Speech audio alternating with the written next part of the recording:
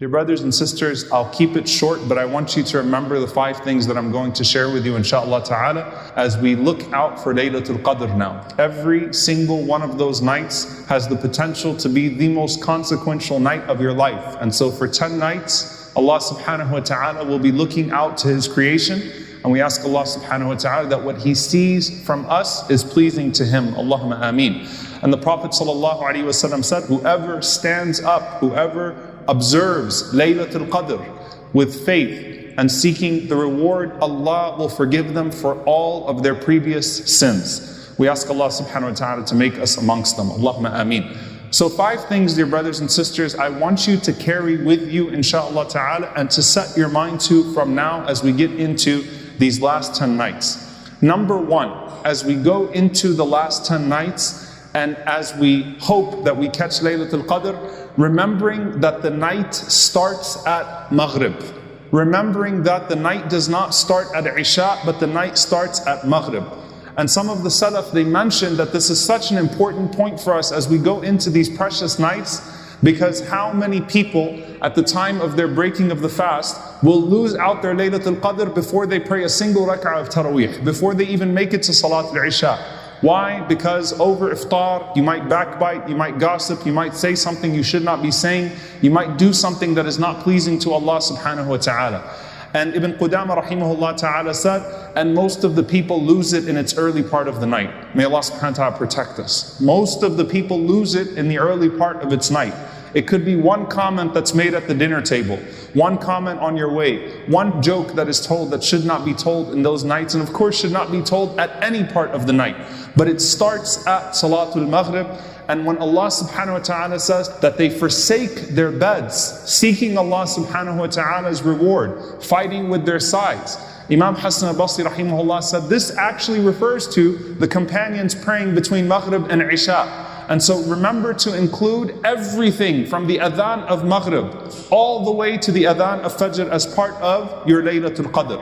The second thing, dear brothers and sisters, to make sure that we catch Isha and Fajr all 10 of those nights and days within Jama'ah. And if that Jama'ah cannot be in a masjid for those that are not able to, then that Jama'ah is formed in some other way, but to pray it in congregation. And we know that because the Prophet ﷺ said that whoever prays Salatul Isha in congregation, Allah subhanahu wa ta'ala will write down for them the first half of the night in prayer. And whoever prays Salatul Fajr in congregation, in Jama'ah, Allah will write down for them the second half of the night in prayer. And so to put that in context, just very logically, to pray 3 hours in the night, but to miss Fajr, for example, or to miss your Isha would not be more pleasing to Allah subhanahu wa ta'ala. Pray them in Jama'ah. And if it is your regular habit and you're unable to do so, then Allah will have written it down for you anyway. But have the intention, inshaAllah ta'ala, for every night and day that you can to catch Isha and to catch Fajr in Jama'ah. And if you're unable to at that time, or if you sleep through one of them and it overcomes you and you pray at home, do not grieve. Allah subhanahu wa ta'ala writes down in accordance with the intention. So that's the second thing, not to miss Isha or Fajr in Jama'ah in those nights. The third thing, what the Prophet ﷺ said authentically, that whoever prays Qiyam with the Imam until he finishes, Allah will write down for him the entire night in prayer. Now the ulama differ as to what the quantity of that is. Does that mean, for example, that if the Imam comes at 3 o'clock a.m. or at 2 o'clock a.m. and prays for an hour, let's say from 3 to 3:45, and you pray with that single jama'ah, that single group of people, that single Imam for that entire time, that counts as the entire night in prayer? Does that mean if you pray the first 8, or if you pray a group of rak'at with one Imam, that counts? And bi'idhnillahi ta'ala, we take the opinion, inshaAllah ta'ala, that yes, to pray with an Imam when there is an established prayer from the beginning of their qiyam until the end of their qiyam counts as the entire night of prayer. So try to be very careful to catch it. And if you can catch both of the prayers, then do so. But to at least pray one block of the night behind an Imam throughout their entire portion of what they are to read that night. And if you can catch witr with them, then do so bi'idhnillahi ta'ala. That is the third thing. Now I'll get to the ones that get a little bit more interesting and that require a little bit more thought, bi'idhnillahi ta'ala. We started off this month by talking about what the best adhkar, what the best forms of remembrance in Ramadan are. What is the best dua in Laylatul Qadr? We all know the answer to that. But I want to build on that just a little bit, inshallah ta'ala. This number 4 means keeping yourself busy in dua, and particularly the short du'as. I'm going to mention the reason why. Most people in here, if not everyone, already memorizes Allahumma innaka afuwun tuhibbul afwa fa'fu anni. Oh Allah, you are the pardoner, you love to pardon, so pardon me. Most of us memorize that dua. We have been taught it at a very young age. Anyone can memorize this dua, and anyone can learn its meaning very quickly. That in and of itself is a mercy of Allah subhanahu wa ta'ala.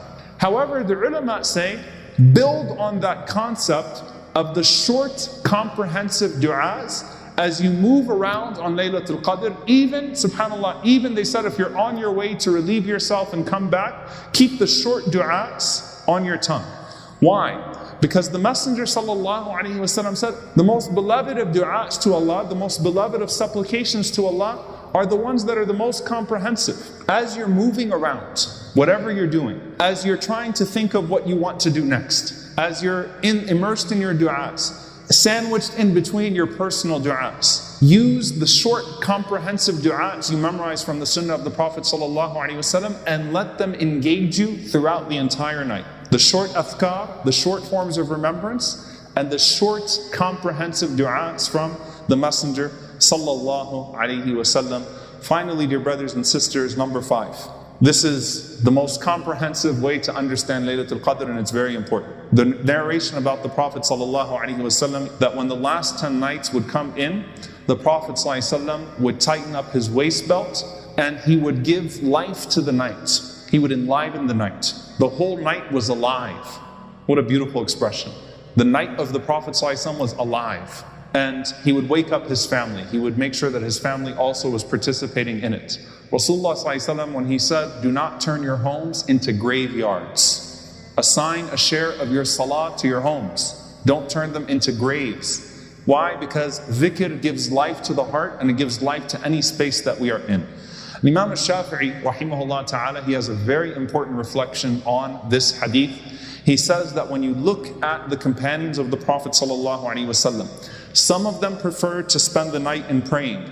Some of them preferred to spend the night in qira'at al-Qur'an, in the recitation of the Qur'an. Some of them preferred to spend the night in dua. Some of them preferred to spend the night distributing their sadaqat. Each one of them had a regimen, and they weren't all the same. Because the Prophet ﷺ's description in this regard was simply give life to the night. All of the deeds that would give life to the night. And so every single Muslim is included in this category, that you have something to give life to every portion of the night. And within that, you diversify your good deeds. And an easy way to remember this, dear brothers and sisters, is that all of the good deeds that are preferred in Ramadan are even more preferred in the last 10 nights of Ramadan. And make sure there's a portion of each one of them in the last 10 nights. This is what Imam al-Nawawi rahimahullah ta'ala said, that to be generous in Ramadan is highly recommended. As we know from the Prophet ﷺ, al-Jud, the most broad definition of generosity. And he said specifically during the last 10 nights, because the best time to emulate the Prophet ﷺ is in the last 10 nights of Ramadan. So every description you have of the Prophet ﷺ, iqtida, to follow the Prophet ﷺ in those last 10 nights, is the best way to worship Allah subhanahu wa ta'ala, as it is to worship Allah subhanahu wa ta'ala at any time. And the month is honored as a whole, and these last 10 nights are the most honored 10 nights of the month. And subhanAllah, we find a connection between, particularly in that regard, dua and charity, dua and sadaqah, to al-qadr, to decree. Why? Because the Prophet ﷺ said that there are 2 things that affect your divine decree. He mentioned dua, that nothing changes the divine decree except for supplication, except for dua. And he mentioned ﷺ that nothing extends the life of a person except for a sadaqah, except for charity. That would actually form an extension, change the decree and extend a person's life.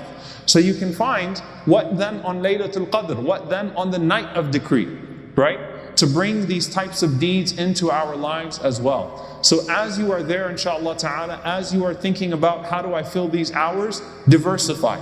Keep going between these things and know that you are following the Salaf in some way. One of the companions has a night that resembles the one that you do, or you hope that your night resembles one of the Sahaba in the portions that you are assigning, because they were all different in that regard, but all of them were exerting themselves, all 10 nights of Ramadan, giving life to the night in obedience to the Prophet ﷺ and in seeking the pleasure of Allah. Lastly, the most simple form of advice. What is the point of i'tikaf if you're still connected to everybody and everything in i'tikaf? A person could be sitting in the masjid all night long, would have their phone and still be checking groups and still be going on different apps and still talking to people, and they are in less i'tikaf than a person who's sitting in their bedroom but has put their phone to the side. I'm not talking about the technical specs of it, I'm talking about the meaningful part of it. The whole point is seclusion. Even if you can't physically do i'tikaf, do not leave room for yourself to get lost in something during the last 10 nights. No social media, no WhatsApp, no text messages, no nothing, except of course if you're texting someone from your family or something just to get something done. None of that during the last 10 nights. When the time of Maghrib comes in, put it aside.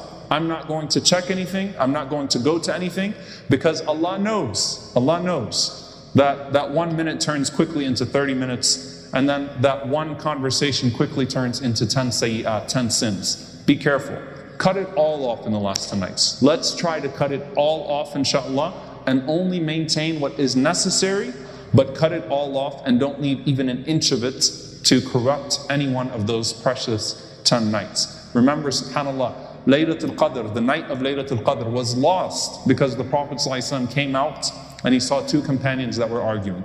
And Allah subhanahu wa ta'ala rafa'aha, Allah Azza wa Jal lifted it from the Prophet ﷺ and the companions because of two people that were arguing.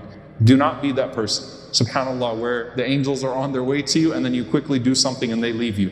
Don't do that. May Allah subhanahu wa ta'ala allow us to isolate our hearts, seclude our hearts, our thoughts, our bodies, our tongues, everything from that which is displeasing to Allah. May Allah subhanahu wa ta'ala allow us to engage in that which is pleasing to Allah. Don't do anything to mess up your Laylatul Qadr. May Allah protect us from doing so, and may Allah allow us to exert ourselves and connect with Him in a way that gives us a lifetime of good deeds and gives us a lifetime of consciousness and taqwa of Allah subhanahu wa ta'ala, so that we rise to the level of ihsan, rise to the level of excellence, and be amongst His most pleasing servant. Allahumma